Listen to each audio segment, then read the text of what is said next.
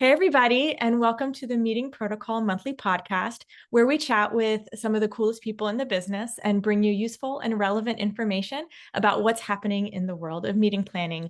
I am Dora Figueredo, the head of events and education at Meeting Protocol, coming to you, as always, from my living room here in New Jersey. Over the last few months, I have been really happy to expand the range of event professionals that we speak with on the podcast. And if you listen to our September episode, you'll remember we had like a first-time event planner. She's still in her first year. So it's been really fun to talk to new people. And in our first year of this podcast, we have focused mostly on those who manage logistics and small boutique agencies. The work that they do is near and dear to my heart because I have been focused on logistics in my decade of events work, but there's a lot more to the events industry than straight logistics. And I am so thrilled to introduce you all to another amazing event and marketing pro who helps leaders amplify trade show lead generation and media coverage. Scott Wojda, the director of Global Creative Group, is generously giving his time today. Global Creative Group is an international events agency that specializes in trade fair design and production, unique creative concepts, and immersive brand experience, as well as logistics. So thank you so much, Scott, for being with us today. Tell us where you're joining us from. Well, thanks for that intro, Dora. We are in Barcelona today. Oh, lovely Barcelona. I was lucky enough to visit Barcelona back in 2015. My phone was stolen right out of my pocket at the Sagrada Oh, that's too Familia bad. You should come Cathedral. back. It's beautiful here. Yeah, I mean, not today. It's raining, but most of the time the sun is shining. Yeah, I've heard it's a lovely place. My brother actually visited with his kids just a month ago, and they are itching to go back. They loved it so much. Oh, Um, yeah. yeah, great. Well, Scott, I'm just going to go right into these questions. You studied product design at university. Can you tell us a little bit about how you moved into experiential marketing from that, and how do the two relate, transferable skills? Sure. I'm a creative guy at heart. I studied product design in school, and it was fine. But how many different ways can you redesign a cell phone? I don't know. There wasn't enough there for me. So one semester we did a trade show project, and it really caught my interest. So that kind of started me on that path. And a lot of the concepts are easily transferable. A lot of the creativity, the sketching, the visualization, all those things transfer easily from one to the next. So, even in my final project in school was a trade show thing. Wow, that's really interesting. Wait, so when you were in school, were you already involved in events in some way, or did you just think, No, it was just a school project. Yeah, it was a project that they throw at you and they're like, okay, do this. And I'm like, okay, I really like that. Like I could do this like really well. I just did it easily. And so I'm like, okay, this could be something. And so that kind of got me started into the path of events. And after school, that's where I started working as a creative guy, doing the designs and visualizations for booths across the country in the US. This was in the US at the time. that's awesome. Oh, amazing. Um, I wasn't expecting that. That was like a really fun curveball answer there, actually, that your project was events related. So Yeah. some of our listeners are maybe new to the terms that we'll be using today. So could you describe what a B2B conference is and how your work fits in? Sure. So bottom line, it is a niche industry event for business people to learn and network and just learn about new products and services. And so part of this is, that these companies who are selling into these markets, they want to teach these business people and all about their products, all about their technologies and services. And it's, like I mentioned, it's very niche. So typically they're companies you've never heard of. They are technologies you've never heard of, acronyms you've never heard of. But like all the people in these industries know what everyone else is talking about. Like most of the time, I go up there, there's someone giving a presentation. Literally, I have no idea what is going on. I don't understand it. Lots of graphs and funny language and jargon and all these things.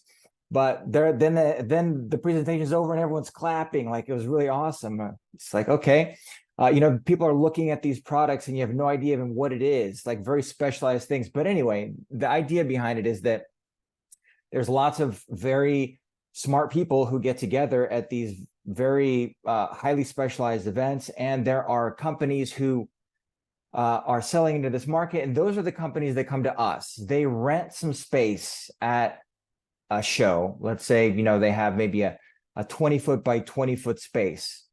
They rent that from the show, and then they hire us to build and manage their booth for them, because they need a booth that goes into that space. They need some, let's say, some counters, to do some product demos, to show off their stuff, maybe a showcase like for, some of their products. Maybe they need a screen to do a software demo of some kind, a touch screen or a big LED to like show a video to people, hanging sign, like whatever they have in the space. They come to us and say, Global Creative Group, we have a 20-foot by 20-foot space and we want to do X, Y, and Z in there. We have these goals. Can you help us come up with a concept, and can you build it, and can you manage it for us? Interesting. So I have a quick follow-up question to that. So these niche companies and industries that you're working with, as you're helping them build their perfect space in at these events, by the end, are you like halfway to being an expert in the very niche thing you do? Okay, so I'm definitely an expert in how they talk about their product, how they display their product, and the most effective ways to get people to look at the product. Now, are we experts in the way the product works? No, not even close, because they're like PhD level people. But the thing is, like, we see how they display their product, what works, and then we apply those learnings to other companies, typically in the same industry. Because many times what happens is that once you get one or two or three clients at the same show in the same industry, because of the tightness of these industries, then they all talk and then they move like from one company to the other, and so it just kind of grows from there. Got it. Makes sense. So it sounds like Global Creative Group provides like these really interesting, unique services for event professionals. And I would love for you to give us an overview and highlight some of the amazing work that your agency, my brain was combining amazing and agency there, that your agency has done in the past. Sure. I'll just start that with, these days, anyone can build a booth, right? That's not really, a differentiator. Companies, they come to us for the unique ideas and the unique methods that we bring to the table. And the booth itself is just the endpoint of that process that has, taken place over the previous, the run up of several months to that. And so to answer your question directly, Dora, it depends on your definition of amazing. I mean, yeah, there's some really nice projects we've worked on, assortment of clients and agencies and production companies. We've been working on projects for Omron at CES. We were working on a ping pong playing robot that got millions of social media impressions and like visits over the course of the show with LG, Toyota. We use drones for a product reveal, all kinds of digital engagements, kinetic LED walls, like all kinds of cool things like that. We just did an immersive theater experience for Extra Hop in San Francisco in collaboration with Ink and Steelhead. So lots of stuff, but ultimately, like, our perspective on it is that we consider amazing less about us and more about our clients. And if we're able to help them take their event efforts from, let's say, average to something like a fire hose of qualified leads and media coverage, then to us, that's more rewarding than a splashy project. Although splashy projects are great too. We're not going to refuse those, but they're good for social media. But yeah. Yeah, for sure. I love your term, a fire hose of lead generation. I'm going to steal that. I think that's great. But also I love the ideas that you're bringing that are more than just like have a coffee machine in your booth. Like, yeah, that brings a lot of people into the booth, but like, they don't want to talk to you. They want your coffee. Right. That's true. You and I, as you reminded me earlier, we met at Bio International Convention in Boston earlier this year. And I myself walked into several booths to get there was a booth that had Ben and Jerry's. I went there multiple times. I never once spoke with any of them. So it's really important, I agree, to do really cool things, but that are true lead generators and not just splashy. I think what's funny too is that when there's a line of people and waiting for coffee, then like the BD rep, they go and like they just like scan one badge after the next. They're like scanning, they go down the line scanning badge. It's like, all right, like, you know, it's like you give me a coffee, you can scan my badge, but you know, the fact is that I'm not your target market. Right. There's no conversation that happens at all. You know, so I think that like, you know, the coffee can be fine if you do it the right way. If you actually talk to the people in line and it's natural, or you know, you just kind of you strike up some type of conversation, catch their interest while they're in your booth. But if you just are bad scanning while people are waiting there, then it's just a waste. Yeah, yeah, completely agree. So this is a perfect segue into my next question. There's a line on your website that I really loved regarding booths at trade shows. The old guys only care about the booth, not what it's supposed to do. So tell me, what is a booth supposed to do? Okay. So yeah, I mean, you know, that's one of those bombastic statements that we love to put out there, you know, because they're interesting and they spark conversations. And so this depends on the customer. So ultimately, you know, what do you want the booth to do? You want to have a place for preset meetings, or you want to generate lots of leads, or you want to do hands-on product demos. You know, there's a long list of potential things that you want the booth to do. But in general, people want the booth to, they say, brand awareness and lead generation, right? Now that is those are the two big ones, but there's lots of others in the mix too. But you know, ultimately that statement is kind of a differentiator for us, because if you go to the old guys, you know, and you say, okay, I want a graphic panel over there, and they say fine. What do you want on it? Okay, you give them the graphic, they print it and they put it there. And they're like, okay, job done. Wonderful, looks great. It's there. Whereas on the other hand, when you say to us, we want a graphic panel over there, we're going to say, why? Why do you want that graphic panel over there? What's it going to do for you? What's it going to tell people that you can't tell them someplace else? And, you know, the reason for that is that we're trying to help you achieve your goals, something that we've laid out in the beginning. And if that graphic panel right there doesn't need to be there, then it's detracting from what your end goal is.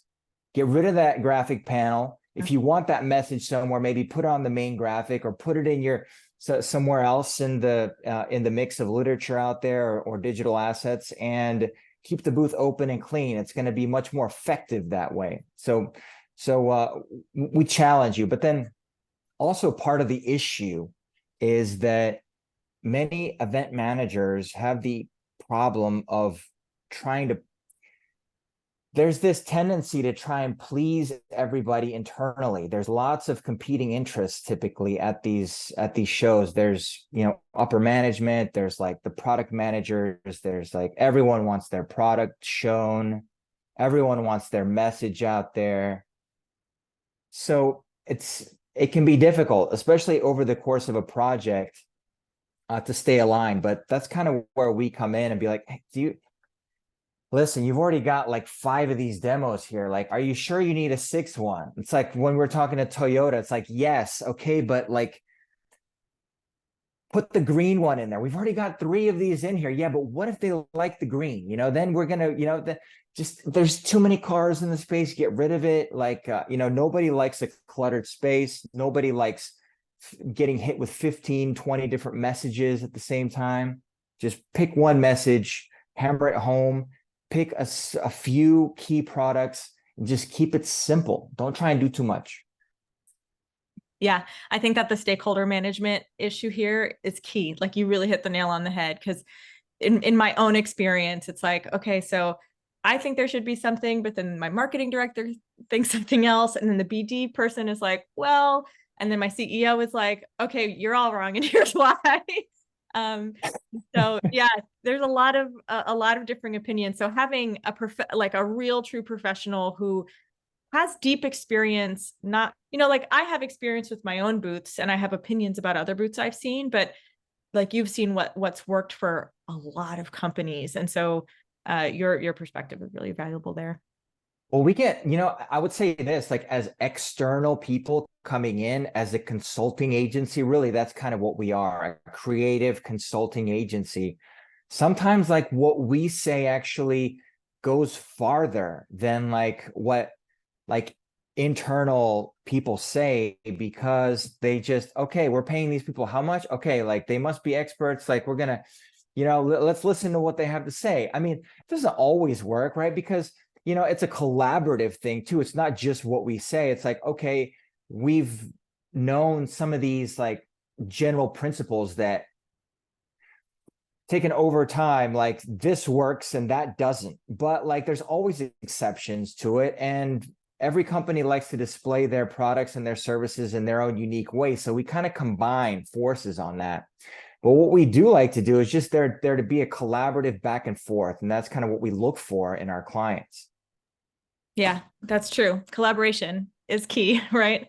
So how do you help your clients measure the success of their booth, and the other work that you've done with them to prepare for a particular conference? Sure. So, I mean, metrics is really important. I mean, we kind of put it into three buckets, generally speaking. On the one hand, it's messaging, and on the other end is the metrics. In the middle is kind of the presentation, what you're doing at the show. Now, I think that there's just a lot of effort and time being spent on the presentation portion of it, when really much of that should actually be allocated toward the other ends, either on the messaging or on the metrics.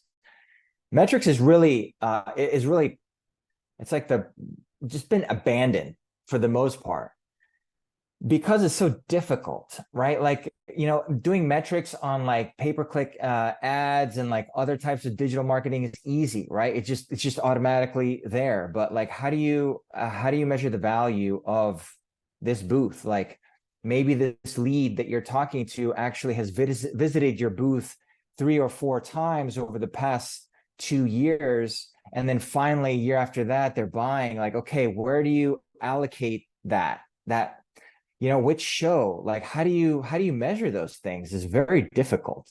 Yeah. Do you measure the bad scans? Like, that's also extremely difficult, because trying to get salespeople to reliably scan badges. Don't get me wrong, I love salespeople. I'm a salesperson myself. But like getting them to scan badges can be very hard, because they're talking to their customers and they're like engaged in like building rapport and everything, and then expecting them to break that to scan a badge is like, they're not going to do it. They'll literally say no.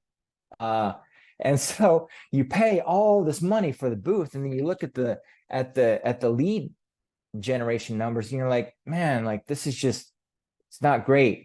So what we've come up with is a system whereby you're not relying on salespeople to scan badges. You're not relying on anything other than a technological innovation, basically, to count these numbers for you, almost the same way that you would expect some type of digital marketing to count them for you. So we have an AI system, crowd counting system, where you just have it's easy. You just have a laptop, a couple webcams, an internet connection, and this AI system through the webcams actually counts the number of people that step into your booth. And so we can count all kinds of things. We can count the number of people that come into your booth. We can count the number of conversations by giving certain parameters to the AI. So we'll say, okay, if 2 people are standing next to each other for longer than a minute, then we'll count that as a conversation. Oh, If you interesting. have a touch screen or some other like type of engagement in your booth, we can focus a camera on that and say, okay, if someone is standing in front of this touch screen for over a minute or 30 seconds or whatever it is that we program it to do, then we'll count that as an engagement with that thing. Also, another great thing, you can count the number of people that walk by a touch. Let's say you have something at the aisle, something cool, right? Like maybe it's your coolest product or whatever. you can count the number of people that walk by versus the number of people that look at that thing. So you can actually see how popular this thing is versus, how many people are we getting to come and engage with our thing? So those are great numbers to have. Wow, that is really impressive technology. That's awesome. So one other thing, yeah, and I agree with you, Dora. And one other thing that's great, and these are fun numbers to have in a meeting, is if you have the AI crowd counting system, you come into your meeting after the show and be like, okay, we had 1,000 people come into the booth over the course of 4 days. Salespeople, how many badges did you scan? Oh, we got 86 badge scans. Okay. Well, if 1,000 people came into the booth and you got 86 badge scans, what's going on here? Something's wrong. And it's not just like someone saying, I saw the booth was full. Like that is easily refuted and being like, okay, you saw the booth was full. What does that mean? But if you have concrete numbers, now you can take that to your sales manager and be like, come on, like we have to get more badge scans in here because we need those leads to follow up on after the show. Otherwise, what's the point? It's amazing. I'm learning so much right now. Thank you. What are some trends in the space that you are excited about? Anything that you are over? Okay, I'll hit that too. But I'll stay away from specific design trends because we consider kind of like a vanity metric. Design ultimately is a tool that's used to achieve a bigger goal. So as long as you stay true to some certain principles that never go away, you'll be fine. But I'll just say this: if you can remember anything in terms of design, just remember that it's better to keep the look open and clean. Just if you keep it open and clean, you're 90% of the way there. Nobody likes a cluttered, messy space. They're not going to come in. If it's closed off, they're not going to come in. I mean, naturally, people understand this, but I think many times what they do is allow those competing interests to like put more and more and more stuff into the booth. And then what ends up happening is turns into a cluttered mess that nobody wants to get close to, right? Nobody wants to go in. All right. And then one analogy, that we use, and a big shout out to Ross Orndorff on this one, is great, a new member of the team. We sometimes liken the design of the booth itself to a vase. If you think about a vase, what is the value of a vase? Dora, I'm going to hit you with this. What's the value of a vase? I have never thought about this. Okay. Yeah. A place to, I mean, if I'm using a vase to hold flowers, I have a few back there. It's a place to organize something beautiful that I want to look at, i.e. flowers in this Exactly. case. Yeah, you're 100% correct. The value of a vase is not the vase itself, but it's in the void. The value is in the thing that it's holding, not the thing itself. So if you think about that in terms of design and the booth, then you kind of understand that people are not coming to these shows vase shopping. They're not coming to look at booths. They're coming to learn about your company, your products, whatever is out there that can help them. Because ultimately, and I mean, this is not going to sound very nice, but those people at the show, they don't care about you, right? You're an event manager, they don't care about you one bit. Right. They just care about themselves and the problems that they're trying to solve. Is your booth going to solve problems for them? It's not. It's definitely not. Your message has to be on point about how your company can solve those problems for them. So the bottom line is like, you could even have an ugly booth. If you have the right message on the booth, you'll get people in there. Now, if you have a beautiful booth that's attracting lots of attention, that's great. That is the point of it. It's a shiny, beautiful thing, gets people to look. But after that, the booth should fade into the background. Now you've got the message there as the core bit that actually gets someone to come talk to you. Because I've seen some beautiful booths out there. Beautiful. I mean, amazing. Mm-hmm. And then there's a guy sitting at the front desk on his phone. huge, beautiful booth. He's just there scrolling his Facebook or Instagram or Yep. on TikTok, whatever he's doing. You know, Yeah. and like I'm like, these people spent 500K on this booth, and there's the guy scrolling his TikTok, like, not even paying attention to anyone, not one soul in that booth except for him.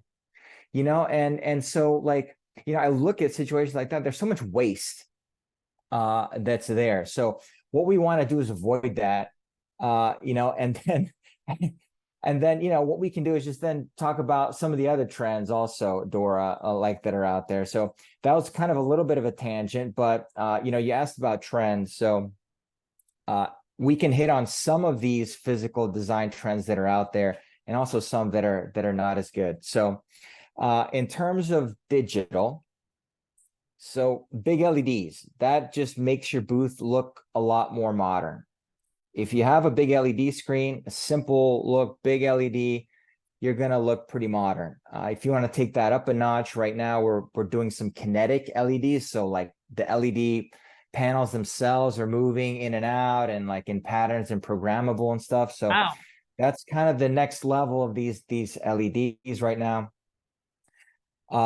Also another trend, which in this case actually could be useful, especially many companies do some of these big booths, but actually most of the shows are typically smaller booths, things like 10 by 10s, 10 by 20s for our American audience.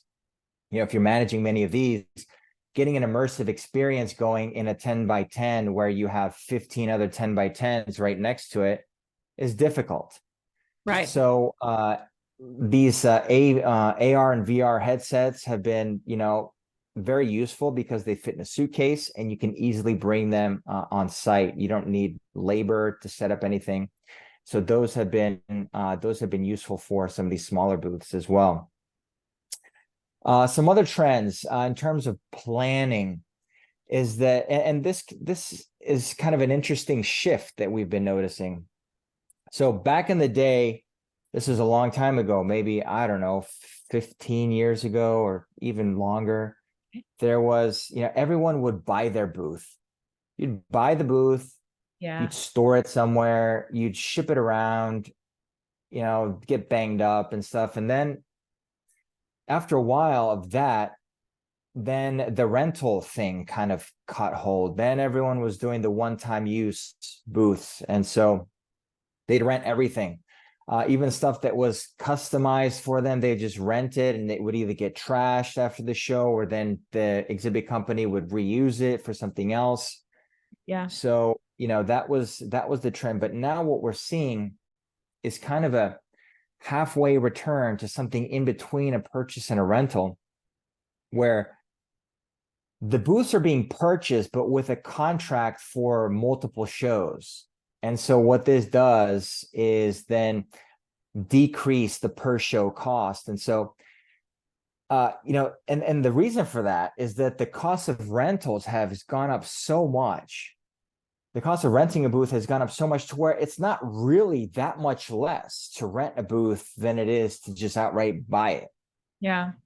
And so if you've got a couple shows, even 2 shows right after each other, it makes way more sense to just buy the booth outright.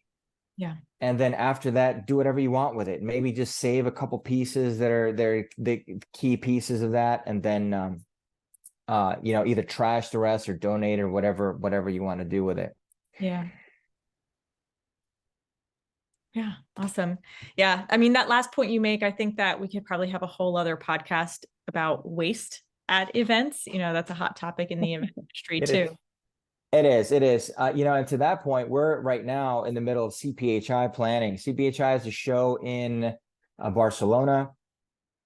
They're very, very intensely focused on the waste aspect, like sustainability and other things. So American shows is typically not that intense about it, but like for these CPHI, we're doing all the show forms and stuff. I mean, you have to write up whole paragraphs of like, how is this booth, how has it been used before, how will it be used in the future, and all these things that have to get signed off by the organizers. Like, okay, like we see exactly how this is sustainable, you've got permission to build, so it's a pretty intense process. But That aside, I'm going to return to one thing, Dora, which I didn't mention before, which on these trends, which is some trends that we want to avoid.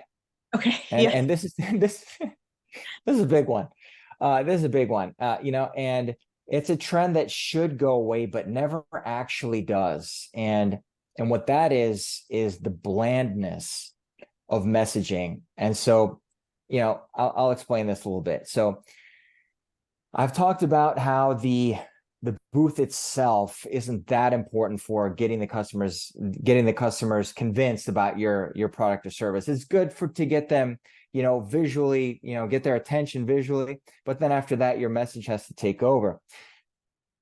When we go to these shows and like see some of the messages that are out there, it's really like it's awful and they should go away. Like, for example, and I'm not going to name any names here, but you go to a show and I sometimes take pictures of this stuff just so I can, in some of the presentations, we can make fun of some of these taglines. But please, if you're deciding what to put on your booth, don't put solutions delivered Oh my or like gosh. some Yes. other like thing like that. Like, don't put like your trusted partner. Like, like this awful, like generic stuff. It's like such wasted space. It's an awful, just don't do it. That is space where that is the most valuable space that you can have at a show. That message that you put up there, you tell them like something like 30% reduction in cost, or like 50% increase in the number of widgets that you can make per year, or some other thing that's like that's directly addressing a priority. Yeah. Stay away from that stuff. We were at a health show. This was CPHI, actually, a pharma show. I'm not going to say who it is. They put on their booth, "We value health."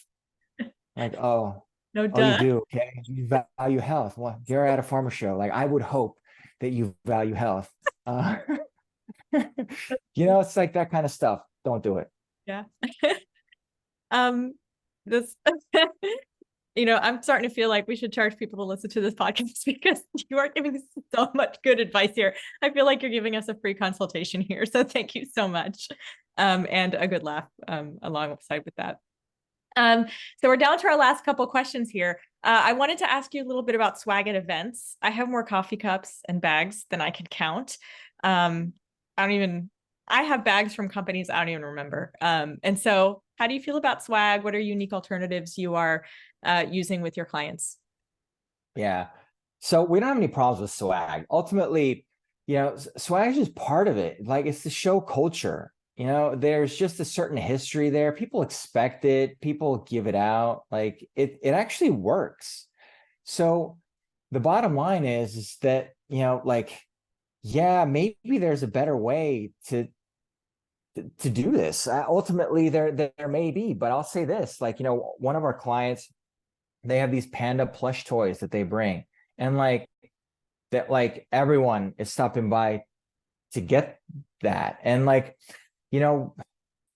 I've even seen people come in and get stuff and then just feel guilty and then be like, all right, so to get this, do you have to pitch me? Do I have to listen to your pitch? Like, Yeah. and then I was there, with the client, and then she just looked at the person and was like, nah, just go on, just go ahead. Like, right. Because the thing is, like, yeah, you're giving out swag, but you have to be smart about it, because like really at least half or 3/4 of the people, maybe even more of the people taking your swag are not your direct client, not someone who you should be talking to, but maybe, just maybe, that 5% that take the swag is your actual client, and that like somehow creates a conversation. At that point, it becomes worth it, doesn't it? Because many times these orders can be worth millions. And like, to think that like such a small thing like a pen or a panda bear, like, can facilitate that. It's like, okay, is there some waste involved here? Yes. But what's our goal? Is our goal to be perfectly sustainable? If yes, then we wouldn't have these meetings in the first place. Our goal is actually to do business with each other and find clever ways to do that. So, like, I'll give you another example. One company, I was at, where was I? Oh, RSA in San Francisco. And, they had like a catalog of swag that you would just pick something and then type in your address and it would ship it to you. Like, I'm not Wow. doing that. I'm not Wow. going to do that. Sorry. It's too much work. Like if you have something for me to take, like that I like, I don't really take swag. I really don't. Just because, I have 5 kids. We have enough stuff like in the house. Like, Yeah. I don't need more stuff. If I bring the kids to the show, then they pick up a lot of the swag. So they get more than enough. That's fun for them. But I'll just end it by saying that like the process of the swag handoff is like part of it. And like if you disrupt the swag handoff by saying, here's a digital way of, and you have to type in your address, like forget it. Don't care about it. Not going to do it. Yeah. Yeah, I agree. But And digital giveaways are great too. I mean, you had, you were that's where, you were going with that, I think. And what we've done with digital giveaways is just have an experience of some kind, right? So you can do a photo op at the booth. Those are always fun. A selfie mirror, like all these things are great. Like give people something that they can share on social media. Then it becomes like something where they share it. It's branded with your logo. It's great. Yeah. Maybe like some people on their LinkedIn network, like would be, your potential target market for that, on their Facebook and Instagram and stuff. Okay, fine, whatever. That's, out there. That's not really useful. But yeah, there's definitely ways to do more of a digital a digital method for some of these things, a digital giveaway of sorts. yeah, yeah, that's an interesting point.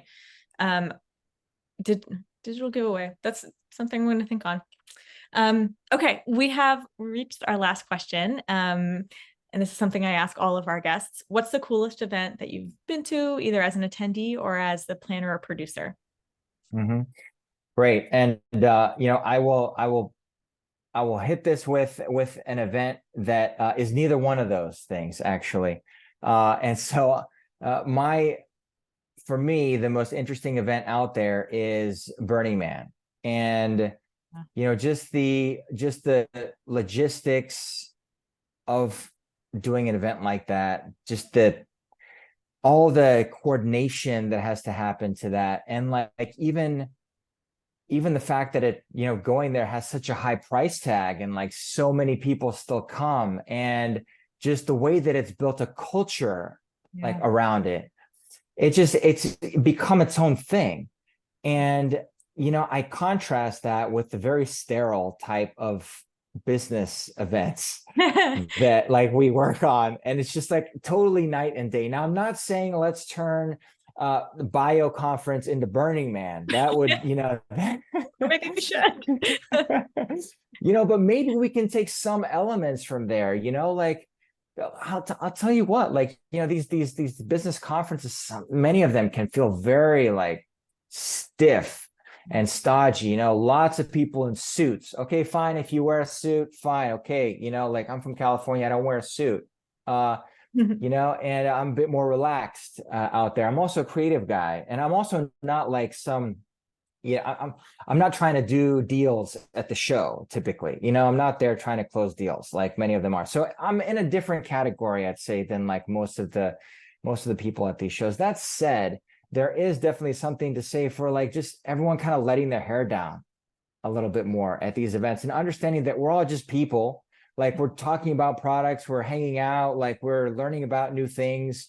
So just taking a bit of just relaxing a little bit would be, I think, would help things quite a bit. I agree. I agree. I got my start in events when I worked in publishing. I was a high school textbook editor for years, and I had to go to the conferences, the subject matter conferences of the textbooks I was working on.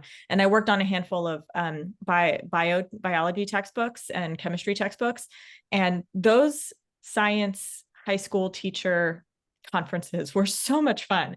Like National Geographic would always have a booth, and they would have animals, and they would walk around, and like people would pet the sloth, and I think about that all the time. Like I will That's never. what we need, a pet sloth to come in the booth. Okay, is it connected to your brand? No, it's not, but it's fun. Nobody cares. Like we're getting Right, people in, it's fun. right. But I'm always I'm going to with you there. remember I did that at the National Geographic booth. Like there are little Yeah. fun experiences like that that'll really stand out. So Dora, I will like just as a last bit, like Yeah. I will also jump in back into the last question you had about giveaways. Yeah. You know, we love Web3.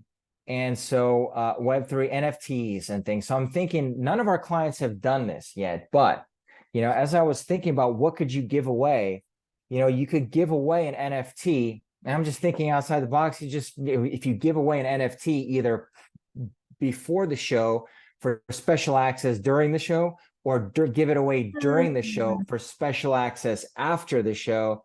That's a free idea that just jumped into my head on how to give a cool giveaway for people. You'd even help them set up their wallets. Not everyone's going to have a crypto wallet, so this would be a fun thing. Not every industry would be appropriate for this, but something like some of our cybersecurity clients or some of our other tech clients, this would be a perfect fit for some of them.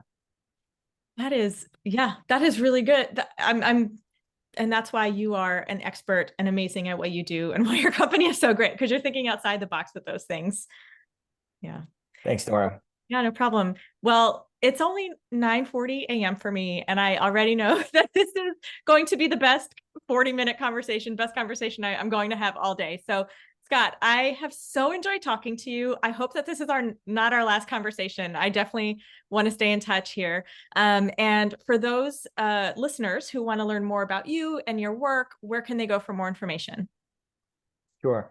LinkedIn is great. You can just look up my name on there, Scott Wojda, or you can go to our website, which is globalcreative.eu. Great. Well, thank you again, Scott. And thanks to all of our listeners and Meeting Protocol fans for checking out this episode. Don't forget to go to meetingprotocol.org, where you can sign up for our newsletter that includes links to all of our new podcasts, CMP Tip of the Month, and resources for all things related to meeting professionals and CMP.